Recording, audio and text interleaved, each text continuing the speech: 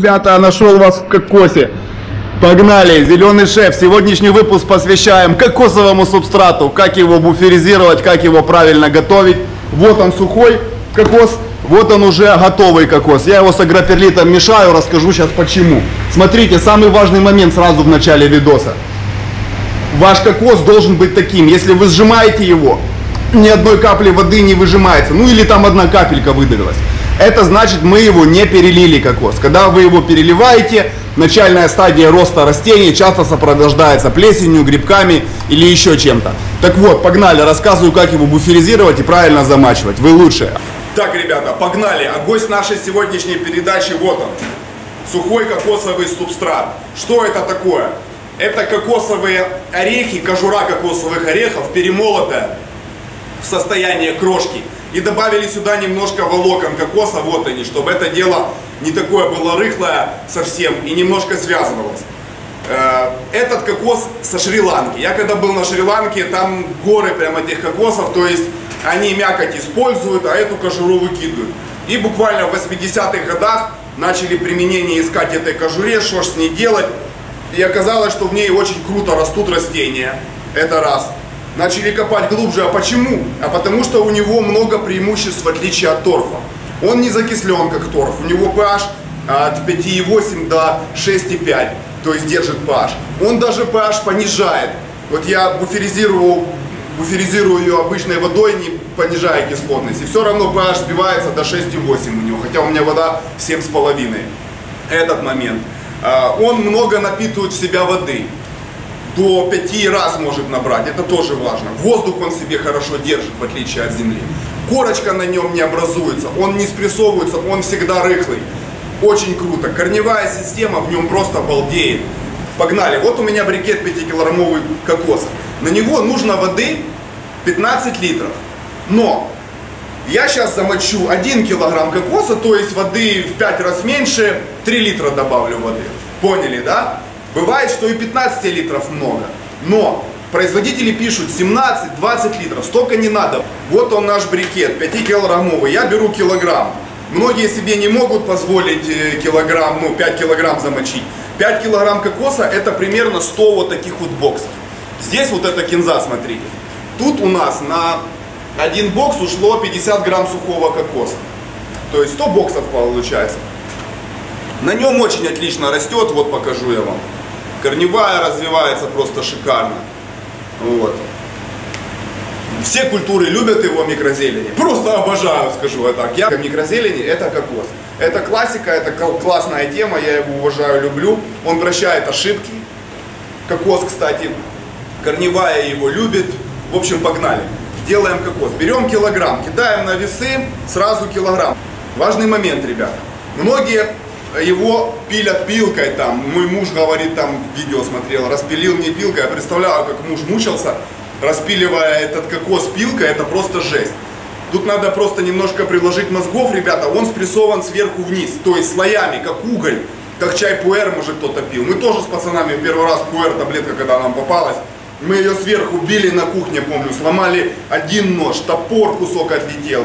Как поция, а потом подошел знающий человек, отверточкой, ножичком колупнул сбоку вот так. И раз, отслоилось, и ничего не надо дробить. Так, конечно, тяжело. Ну вот, отслаивать куски очень легко, видите, да? Сейчас я килограмм отслою, и это я руками делаю.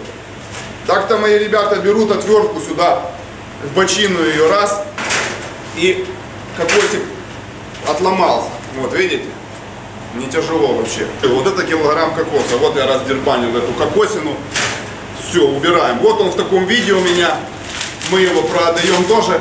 Можете заказать у нас или у наших партнеров из России. Важно, чтобы кокос был упакован. Потому что он там сам по себе чистый, нейтральный. Но как его хранят? Где его хранят? Как его везут? Влажный, сухой склад. Что на нем? Короче, факторов миллион. Поэтому лучше его обезопасить от внешней среды и чтобы он был в упаковке. Вот упакованный кокос никогда не был плохим. Так, вот он, ребята, кокос. Я его гружу в ведро. Всегда, ребят, учитывайте то, что он у вас разбухнет в 10-15 раз. То есть у меня сейчас с килограмма кокоса получится примерно 12-15 килограмм готового субстрата кокосового. Вон тут нитки джутовые даже, смотрите. Что-то там шри-ланкийцы перематывали, кинули сюда. Ну, молодцы. Но это ничего страшного, джут это тоже натуральная тема. В общем, у кокоса еще плюс я не сказал, что это натуральный субстрат, органический. И его очень любят бактерии, микроорганизмы полезные, любят развиваться. Поэтому я сразу добавлю триходерма. Вот он, я засыпал. Погнали, ребята. А теперь самое интересное. Как замочить кокосовый субстрат, при этом одновременно буферизировать его. Рассказываю, почему мы это делаем. Очень важный момент у кокоса. В нем содержится много коллоидов. Что такое коллоиды? Ну, такая мудреная тема, сейчас объясню по-простому. Коллоиды — это такие некристаллизирующиеся вещества, которые не проходят через клеточную мембрану. То есть корень их не может впитывать, эти вещества. Ну, не проходят они через клетку. Но у коллоидов есть особенность. Это как такой большой шар с отрицательным зарядом, который впитывает в себя, поглощает положительно заряженные катионы. А положительно заряженные катионы — это кальций, магний, вот, там, натрий. Но он в первую очередь связывает те катионы, у которых два плюсика, двухвалентные. То есть кальций двухвалентный, магний двухвалентный. Поэтому тема замудренная, но, грубо говоря, он связывает кальций и магний. И высвобождает много калия. Как-то вот так вот, по-мудрому. Но, скажу, что мы будем делать? Мы будем буферизировать. Есть ребята, делают такой метод. Часто ребята делают такой метод, самый распространенный в интернете, можно сказать. Это что?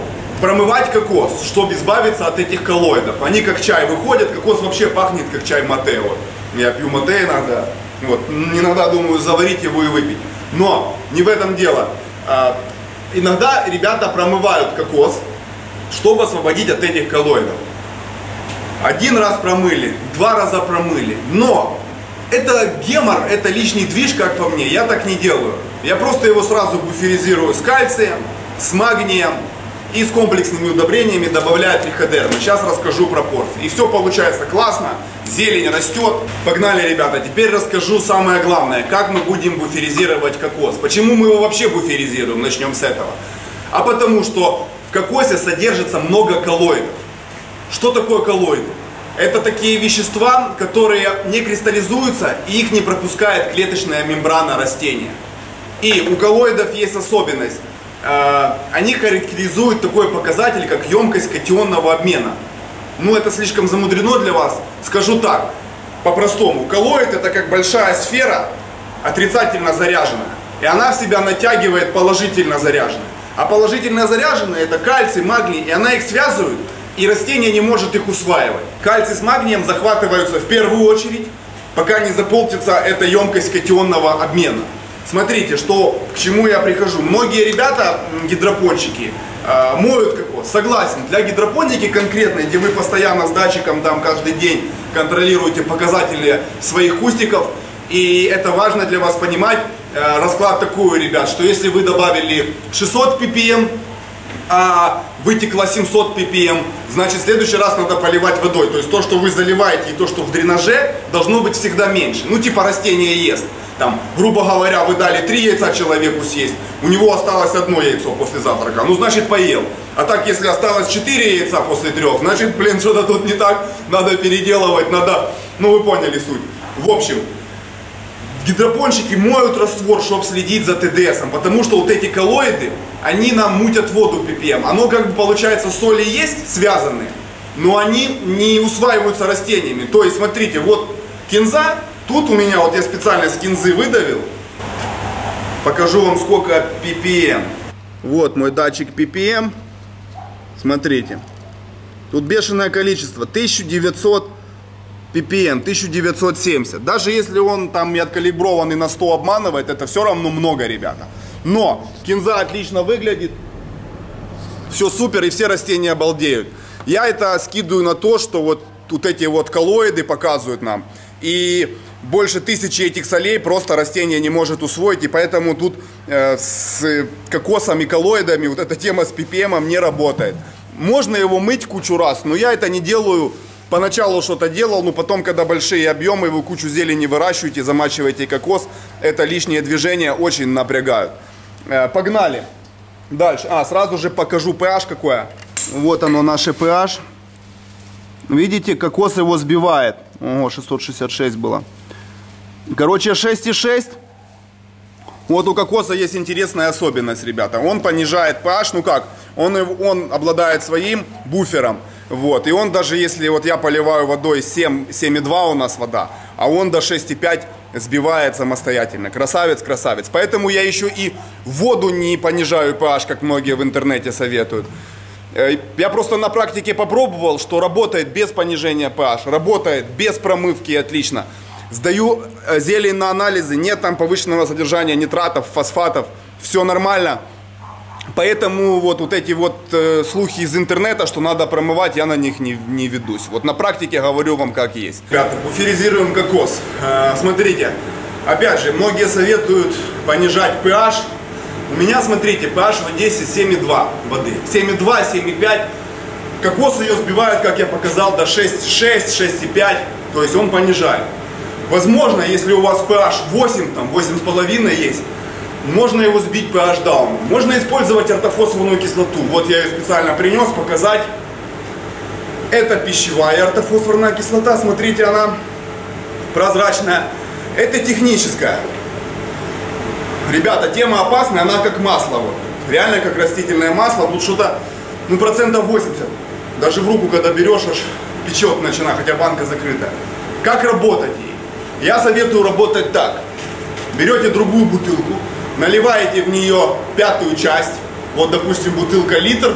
Я наливаю грамм 150-200 кислоты в очках. И доливаю аккуратно водой. Чтобы уже была вот такая вот разбавленная тема. И это даю ребятам работать. Ну, чтобы не обожглись. Потому что если это брызнет, где-то попадет, это будет, конечно, страшно.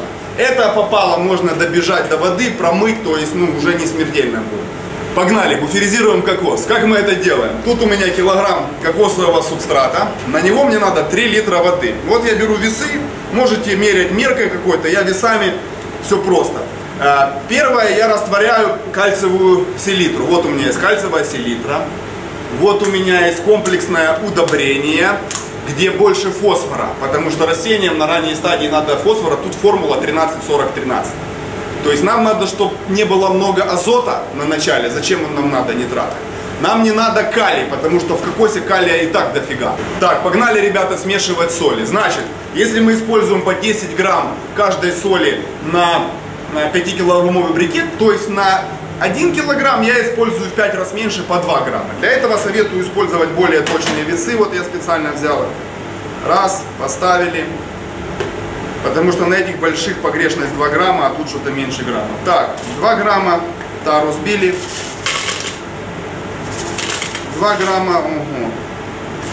Даже больше, 3 грамма назад кинули, ничего страшного. Воды литр влили.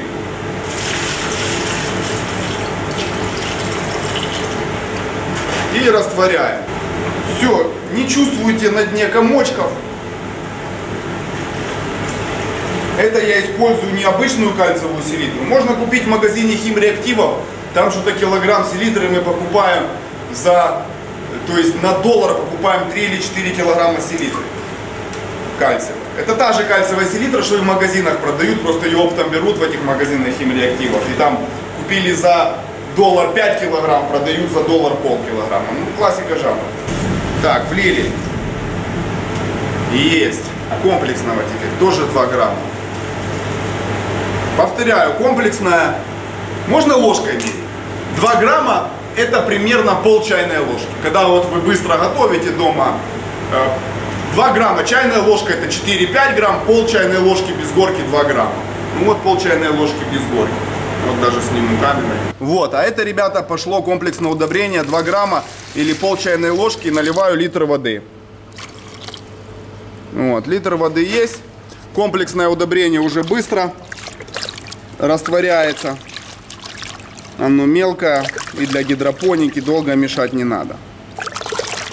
Влево-вправо пару движений. Чем теплее вода, тем быстрее растворяться у вас удобрение. Если замачивать сразу в одной емкости и растворять все удобрения, тогда делайте так. Сначала кальциевую селитру растворили, перемешали. Потом кинули комплексное удобрение, растворили, перемешали. А потом сульфат магния кинули, растворили, перемешали. Последовательность важна, иначе может выпасть в осадок. Так, теперь выливаю литр воды и 2 грамма сульфата магния. Вот, возьму его. Смотрите, ребята, сульфат магния, вот все, 2 грамма. Это та же самая магнезия из аптеки. То же самое. Вот она продается в аптеке. Это безопасная абсолютно тема. Магний СО4, как говорится. Я вот пил его, когда там ЗОЖем занимался активно, там просирался, чистился, вот. Пил магнезию, чтобы просраться, как вот с касторкой есть. Но это мы отошли от темы. В итоге наливаю литр воды, перемешиваю.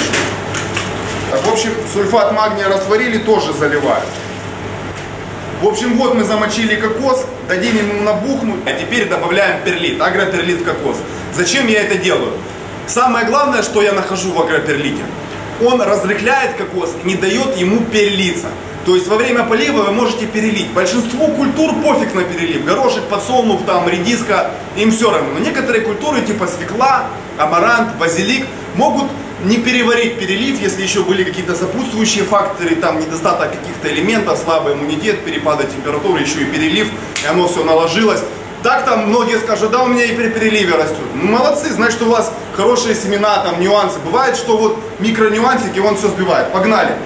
Агроперлит не дает перелиться. Раз. Агроперлит защищает от плесени. 2. Агроперлит тоже натуральный. 3. И агроперлит не повышает себестоимость кокосового субстрата, что очень важно. Я беру за 4-5 баксов брикет кокосового субстрата 5-килограммовый, который разбухает в 65 литров, 70 готового кокосового субстрата, как говорится. А мешок 90-литровый агроперлита стоит тоже 4-5 баксов. То же самое, то есть и он 90 литров, то есть он даже где-то понижает себестоимость. Как я разбавляю? Я разбавляю его 1 к 5-7. Есть у агроперлита минус, ребята, что он дает такую мелкую пыль, которая попадает в горло, это жесть. Поэтому маски, которые сейчас есть у всех, при смешивании агроперлита очень пригодятся. Смотрите, я высчитал, что мне надо 2 литра агроперлита. Когда мы замачиваем большой кокос, там все просто. Ведро агроперлита мы добавляем на уже готовую смесь. Ведро с горкой это где-то 12 литров. Но важно, добавлять его через полчаса, как вы замочили кокос, не раньше. Мои ребята могут на ночь замочить кокос, а утром добавить перлит, чтобы он не взял в себя воду, которая должна пойти в кокос. Вот у меня литровая мерка, я добавляю 2 литра агроперлита. И когда кокос постоит 3 часа, не меньше, ну мы ночь делаем, то потом я перемешаю его с агроперлитом. Вот, только снял маску, сразу в воздухе тут агроперлит летает. В общем, вот этот момент, пользуйтесь масками, они сейчас у всех есть под агроперлит. Как его хранить, расскажу. Если вы замочили его больше, просто его накройте чем-то, чтобы там не завелись мушки, еще кто-то. Так, ребята, вот, по оконцове у нас уже кокос практически набух. Вот я на него сверху насыпал агроперлит, прошло где-то полчаса, пока я там бегал, клацал камеры. Вот, завтра перемешаю все это. Уже видите, уже ведро 20-литровое, уже тут почти что набухло в 15 литров субстрата, как минимум. Так что, ребята, вот такой вот выпуск вам про кокос. Кокос вам в нос. Вот. И подписывайтесь на мой канал, ставьте колокольчик, лайки. Напишите свои вопросы, может, по каким-то другим субстратам. Напишите, пользуетесь ли вы кокосом вообще, нравится он вам. Ну, я имею в виду для растений. Вы лучшие, Зеленый шеф с вами. До скорых встреч, погнали!